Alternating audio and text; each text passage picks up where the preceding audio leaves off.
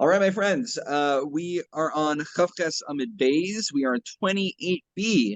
And if you flip just a little bit, you'll notice that, God willing, very soon, I guess right before Pesach, I mean, I don't know if there's any real Hashgacha Pratis to it per se, but God willing, we'll be finishing the second parak of Sukkah very soon.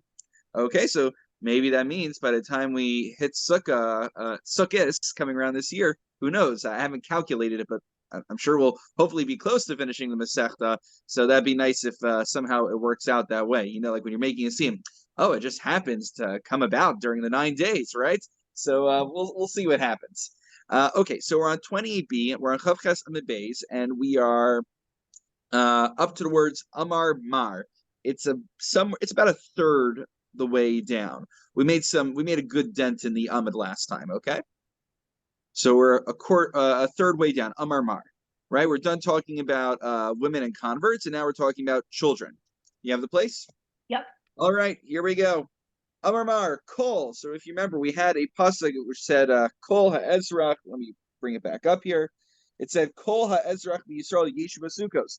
That all residents of the Jewish people, they shall dwell in sukkahs. Now, what does the word kol come to include? So we learned last time, kol includes kol arabos ketanim. It includes ketanim, children. Now, we're going to talk about soon what kind of children. Didn't we learn in our own Mishnah that children amongst, also servants and women are exempt from sukkah? So I don't get it. Are kids obligated in the mitzvah sukkah? Or are they not obligated? So look, kasha.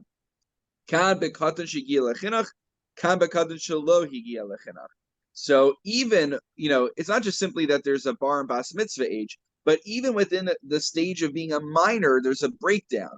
There's a katan that is not higia lechinach. There's a katan who's not yet reached that age of chinuch.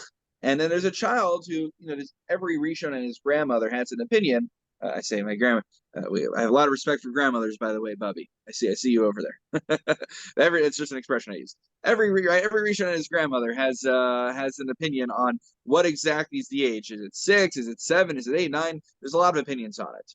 But okay, so a child who has reached the stage of education, they can have some appreciation of the mitzvah. They can gain something from it. So that child is then obligated in mitzvah sukkah. But wait a minute. How are we inferring this from a pasuk in the Torah when we know that children are only obligated in the mitzvah rabbinically because of chinuch? So the answer is, and we've seen this time and time again, midrabanan ikra esmachta ba'almahu. Yes, the origin is rabbinical, but they attribute it to a pasuk. Again, there's two main interpretations of what esmachta can mean. Either the rabbi just simply used it as kind of like a memory device. The other way to interpret it is that Hashem gave some divine permission to the rabbi saying, by the way, here's a suggested thing you might want to do, and I'm presenting you with a pasuk to take advantage of it. Okay, so that's a little bit more of a mystical approach to the matter. Very fine. Okay. Now, we said in the Mishnah there's a difference between a child who needs his mother and who does not need his mother. That's how we draw the line. So, okay, but what does it mean to, what does it mean? Like, what do you need your mother for? I mean, I needed my parents to still pay my tuition, even after I was bar mitzvah. So where do we draw the line? So here's how we draw the line according to the Gemara. Two opinions. Hey, Ridami, kadach tzarich li'imo. Amri Dveir Yana Kol Shenifna Vein Imo Mikanachto. Once a kid is potty trained, essentially. He makes a mess. He could basically do the whole thing all by himself. That's when he does not need his mother anymore. Rabbi Shimon Omer, Kol Shener Mishenasavina Kore Ima. Any child who wakes up, it does not cry Ima when he wakes up. Right, this has been our dynamic, which Talia will wake up and she'll in the middle of the night and she'll cry she'll cry. I'll come in, right? I tell her, don't worry, I'm gonna do you a favor. I'm gonna take this one. And she says, no, mommy. And I'm like, I'm sorry, Marissa, I tried. This one's on you. So, but this is what children do in the middle of the night. They wake up because I was wondering. I was like reading the Gemara over here. Why is it say he calls for his mother? Why not for his dad? Don't dads count? So okay, apparently not. Gedolim Nami Kara, but don't older children also call for their mother as well? That's not unique just to a younger child. Elaima koshnir ve'eno kore ima ima. When the child is incessantly saying "mommy, mommy, mommy, mommy," that's when you know that child is too young, too dependent on his mother, not independent enough to be really at that stage of chinuch just yet. Okay, so those are the litmus tests we use to kind of determine when a child is at that stage that we should be making sure that they shake lulav and esrog and they do all the mitzvahs similar to an adult would in order to train them. Now, there's an interesting question. Is it brought up in Tosos here? I don't think it is. But there's a general question. We talked about the chinuch sugya, if you remember, way back when, at the beginning of the Masechta. Do you remember the story that came up at the beginning of the Masechta? That was how we got into a whole discussion about chinuch. So it was a story about Hilni Hamalka, Queen Hilni. And if you remember, there was a machlokis in the first Mishnah between Rabbi Yehuda and the Chachamim about whether there's a 20 amma limit on a sukkah. And Rabbi Yehuda was trying to say, well, we see they went into this sukkah that was really tall, and she brought her kids in there. But then he said, wait a minute, but kids aren't obligated in the sukkah. So how's that a good proof? But she had X amount, I forget exactly what it was, X amount of kids. And when you calculate things, how much they have to be spaced across, one of them certainly needed the mitzvah of chinuch, and she was trying to make sure that her child got proper chinuch. So that's a place that came up. So it's an interesting question. There's one machlokis if the mitzvah of chinuch is only incumbent upon the father, or if it's also incumbent upon the mother. But even if we grant that both parents share in the legal obligation of chinuch, there's another shita of Tosos that comes up in Brachos, I believe, that actually it's not just simply incumbent upon the parents, it's incumbent upon the child themselves, which leads to a bit of a conundrum, because you're only obligated in mitzvos when you're bar and bas mitzvah, right? And one of the mitzvos in the Torah that tells us that we have to listen to the rabbis is the mitzvah of lo sasor, that tells us we should not stray to the right or left of what they say. So if I'm not yet obligated to keep mitzvos in the Torah, and it's the Torah that authorizes the rabbis, so what power do the rabbis have to obligate a child in mitzvos, right? What obligation do they have? So Rav Elchanan Wasserman has a piece where he explains it's the will of the Torah. There's an idea of a ratzon haTorah that doesn't operate off legal mechanisms, and that's how I have to look back at the piece, but my recollection is that's how he explains that children could still be obligated for themselves in the chinuch. You know where this comes up? This comes up in the question of, can a katan be motzi an adult in benching, in birchas hamazon, grace after meals?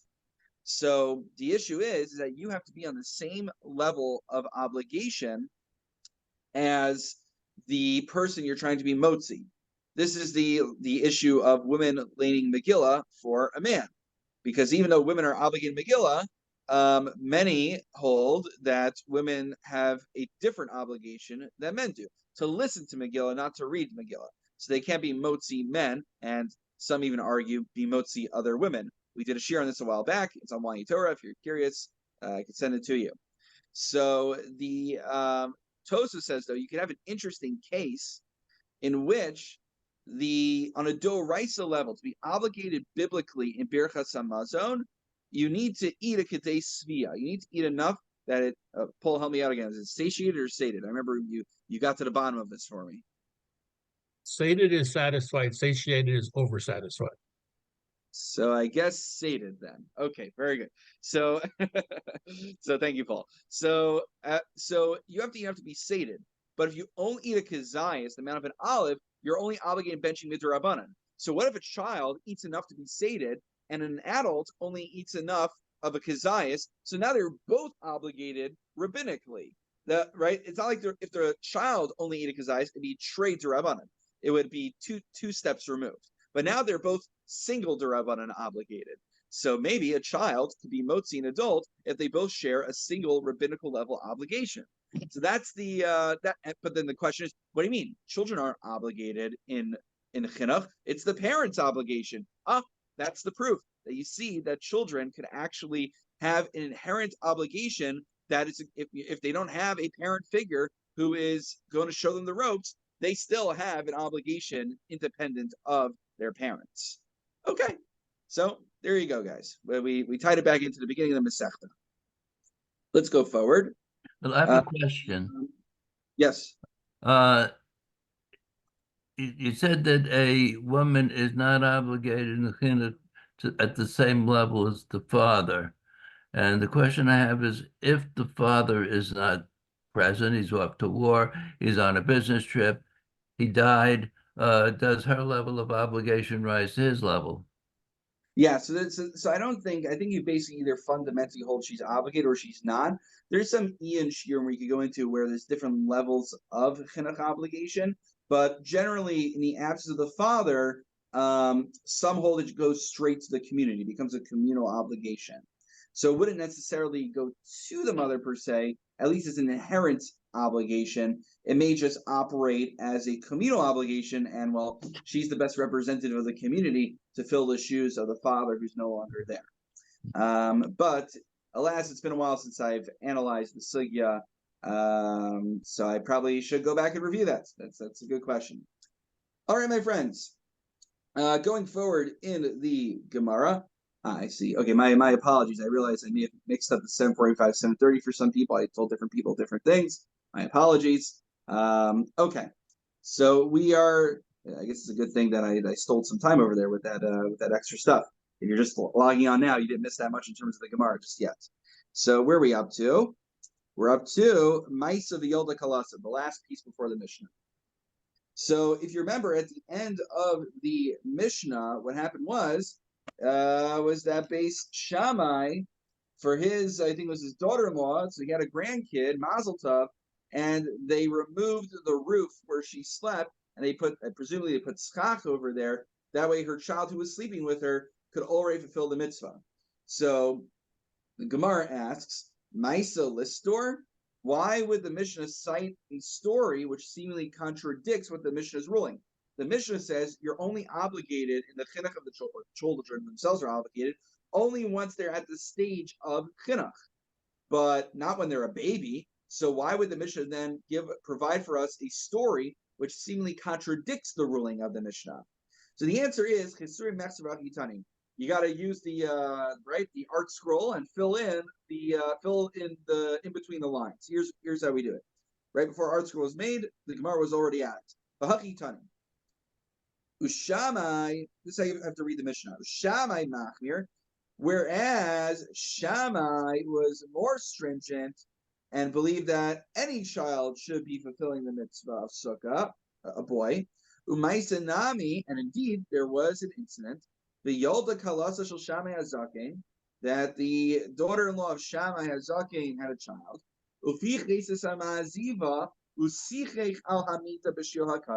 They removed the basically the material of the roof, and they put skacha over it. And if you remember the halachos that we learned in the first parak, as long as there's less than daled amos from the wall to the schach, then we could apply dofen akuma in order so that it could be kosher. So they wouldn't have necessarily even have to remove the entire roof above her. It could have just been enough that there was less than daled amos to every side of the walls, or at least 3 walls. That way we could use dofen akuma, right? Like the bent over wall, right? That extends, and then it'd be kosher.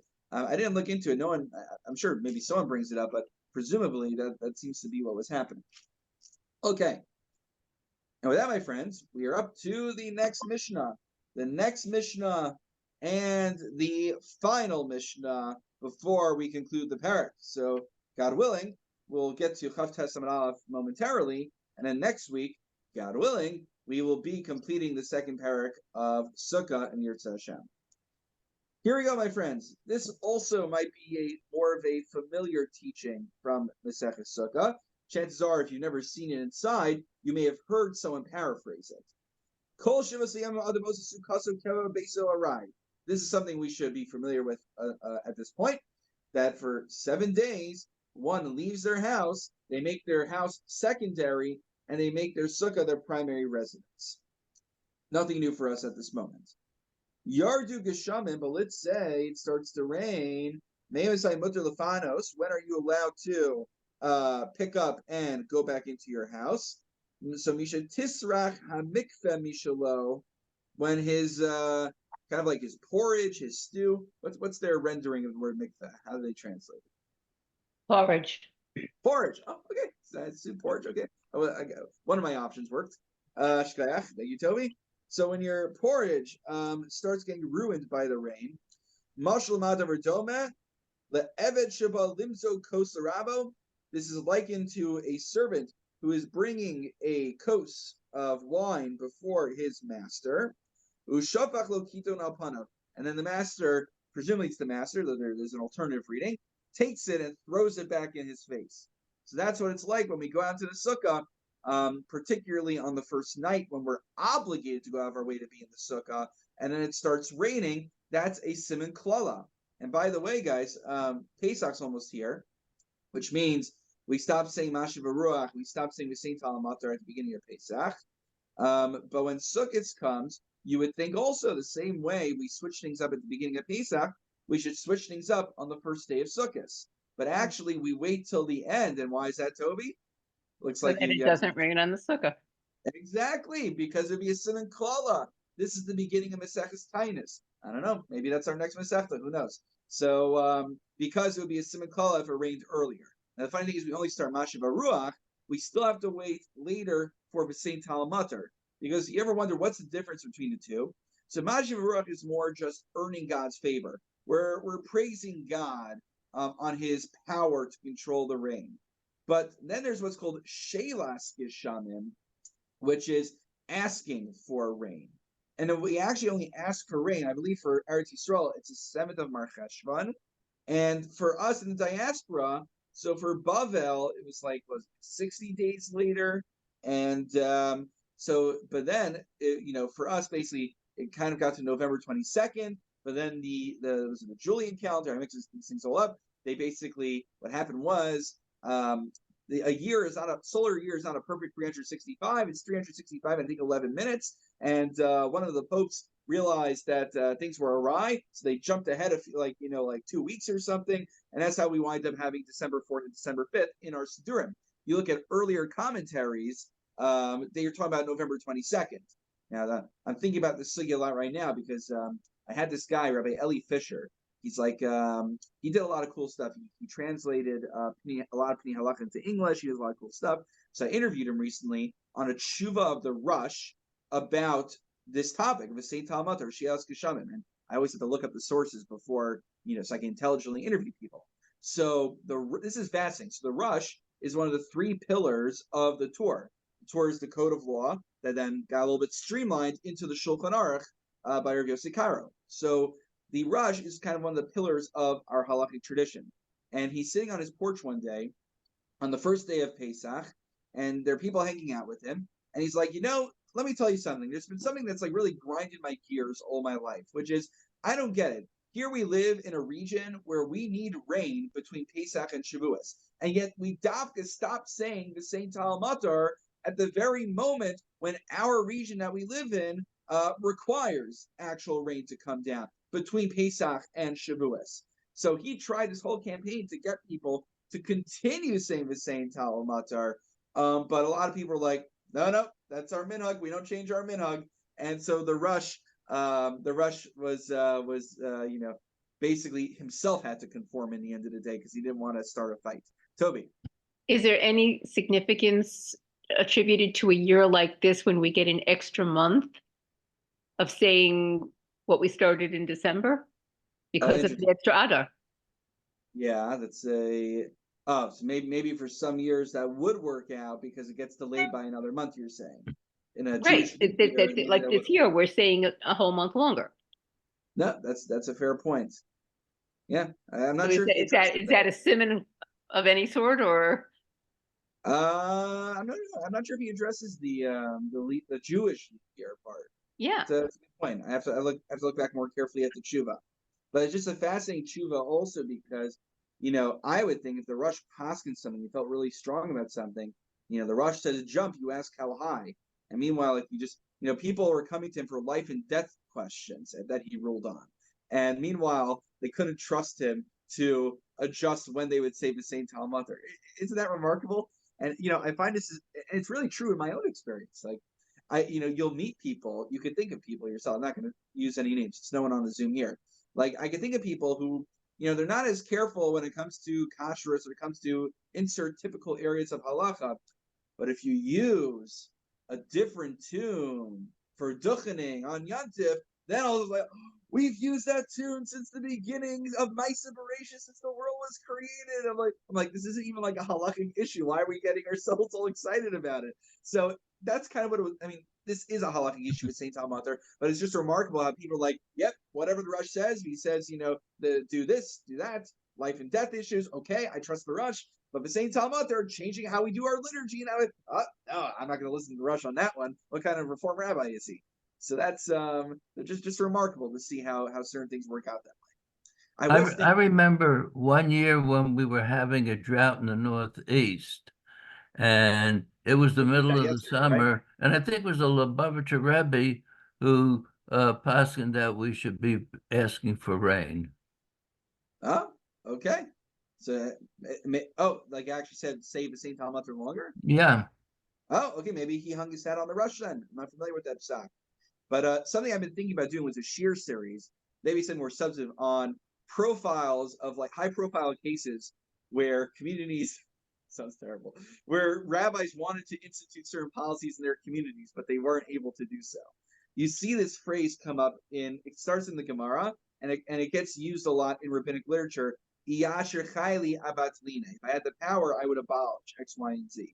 So it comes up in the Gemara, I think, regarding some debate about Shemitah, practices during Shemitah. I think maybe even the Prozbul Sugya was. I have to check back at that. And then, one instance that I remember offhand is Rav Yaakov Emden Rav Yaakov Emden is a very colorful figure. Rabbi J.J. Schachter, one of my Rebbeim, he did his dissertation on Rav Yaakov Emden. Very, very fun figure.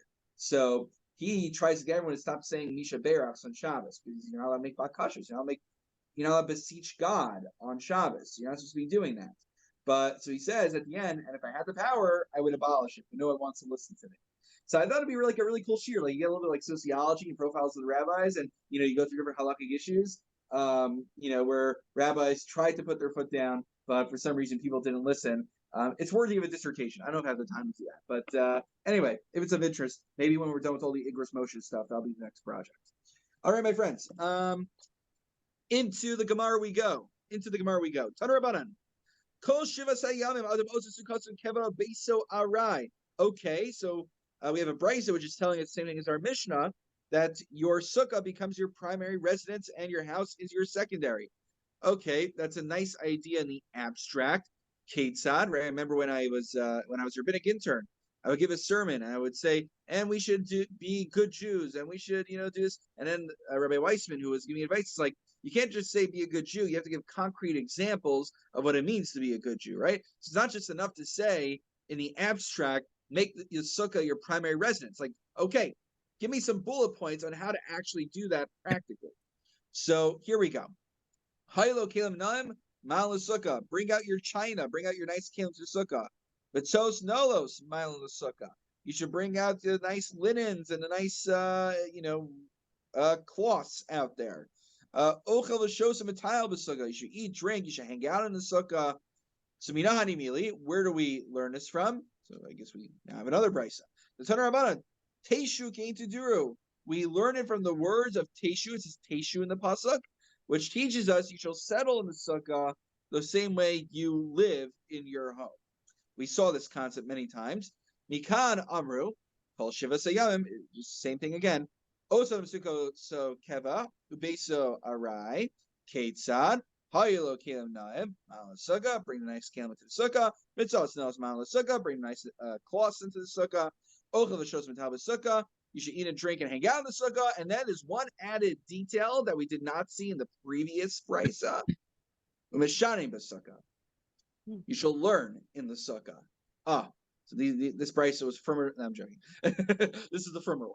The other one's like a Pasha. Of course, you're going to be learning the Sukkah. So Enis is so, but Marava Mikra Umasna Bimitalasa Utanui Bar Mitalasa. So Rava says that when you're studying Mikra scriptures, you're studying Mishnah, that you do inside the Sukkah. But when you are studying like a deeper analysis, you're going to do Gemara Be'ian, that you do outside the Sukkah. So why is Rava making a distinction when we have a brisa telling us you're always supposed to learn in the Sukkah? So lo kasha, here's the distinction. Hab migras hab yune. One is when you are reviewing, right? There's like when I go traveling. So I always aspirationally, bring a small Gemara with me. But then I realize when I'm traveling, it's very hard to kind of focus on a Gemara when you're traveling. I'm more likely to do better with something like a Kitzur Shulchan Aruch, where I could like read a sip and then another sip. So when you're in the Sukkah, and maybe you don't have the air conditioning in there, it's not the most comfortable situation. You should still be fine with, doing Shnai Mikra. You should still be able to review things you know already. But if you are going to be studying Gemara Be'ian and you need a full presence of mind, and you're not going to have that presence of mind in the Sukkah, so then it's okay. You can go ahead, go back into your home. That way you can learn properly there. Kiha Rabba Bar Chama, and this is we see this in a instance with Rabbi Bar Chama. Kayame Makme Darchista. When they would come before Rav Chisda, Maharti beGemara Badi Hadadi, they would quickly review the Gemara, Nevahader Ma'ayni B'Svara, and then they would go back and they would actually discuss the Svara, the logic, the ideas, the concepts behind it.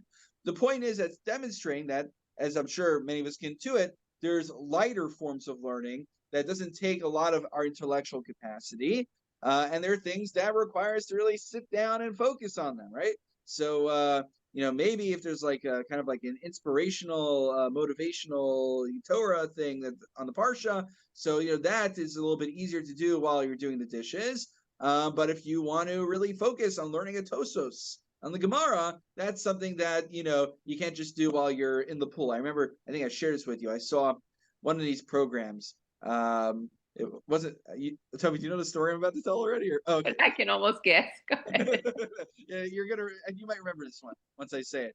There was this program. It's funny, like a lot of the non-Orthodox Talmud programs, there's a few of them out there, not a lot.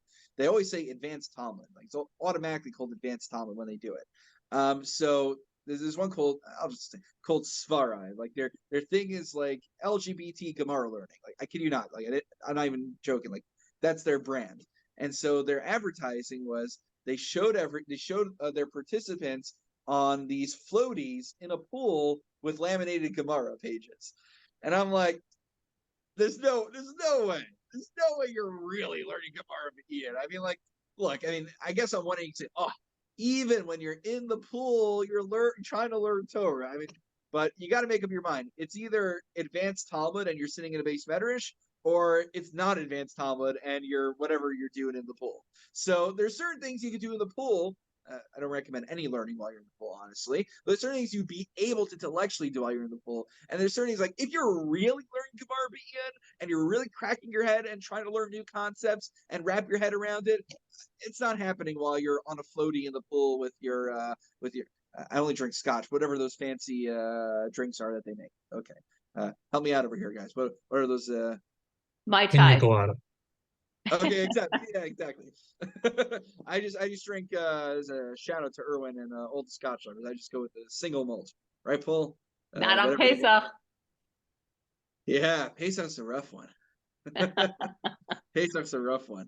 Yeah, I have to pretend to like wine on Pesach. Paul. The last two sugyas seem to be diametrically opposed. On one hand, you do everything to make the sukkah as comfortable and as magnificent as your home. So you bring out a nice table, you bring out the nice chairs.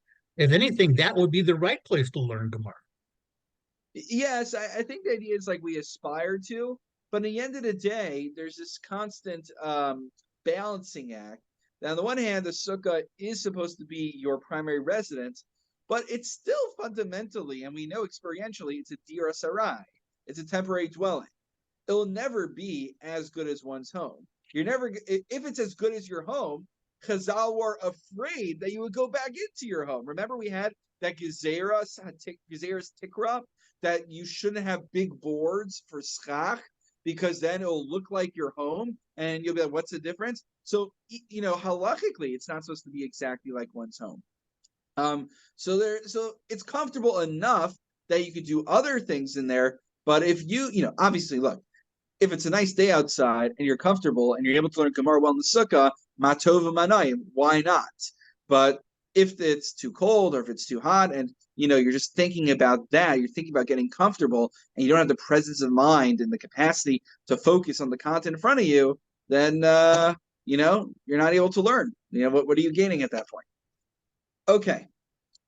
One last little piece of Gemara, which once we start talking about things that you do inside and outside the Sukkah, Amarav, Mani Mishtiya Bimitalasa.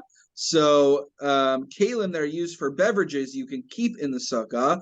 Mani Michla Bar Bimitalasa. You should take the food ones out, right? Once you're done with the dishes and you have like the chicken bones and residue on there, that you should probably bring back in your home and make sure to clean off, because otherwise it'll make the Sukkah less pleasant. And then I just also play Chatzva Ushachil. So Rashi tells us that Chatzva is a Kad Shel Cheresh of Mayim. It's the potter earthenware vessel that's used to draw water. And a Shachil is a bucket made out of wood.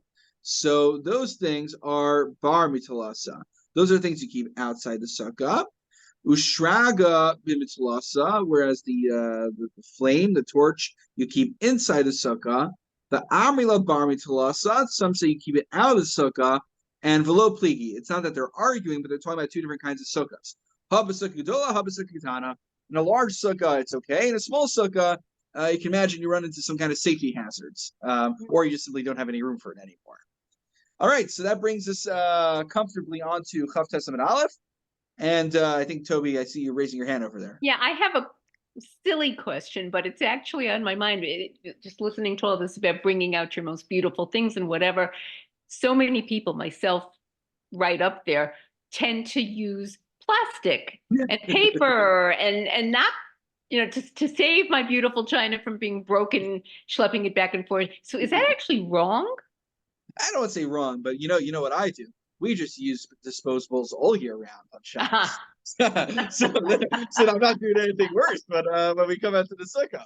So that's okay, but if you don't do that, is it actually like not the right thing? What some people do is like you get like the fancier plasticware, yeah, the ones that can almost fool you that they're not disposable. The ones that you feel bad, like they're meant to be disposable, but like, oh, this is like such a nice, So I feel like there's a middle ground over there. See, what I was kind of hoping you might say is that kind of feeds into that he eats, drinks, and relaxes in the Sukkah. I relax if I know I don't have to wash the dishes. Anxiety. I mean, the thing also is that back then, like, I don't think they didn't have like the plastic and paper plates that we have today. Right. So they just didn't have that kind of concept. But I think the idea is you're supposed to just basically make yourself comfortable like you're at home. So maybe just don't use China every week, and then that way you can justify it. All right, my friends. Wishing everyone a wonderful Shabbos. I am away effective 12 a.m. this morning, and we'll be back, God willing, Sunday morning for Shir. The only thing just to keep in mind is that what? FYI, we do have Wishkey for Pesach. Wishkey. That's what it says on the bottle. I love it. All right. Well, I'll be here for Pesach, so I look forward. I may be, the Shir Sunday morning, just a heads up, I might run a few minutes late because we have the family minyan at the 8:30, so that tags on an extra 5-7 minutes.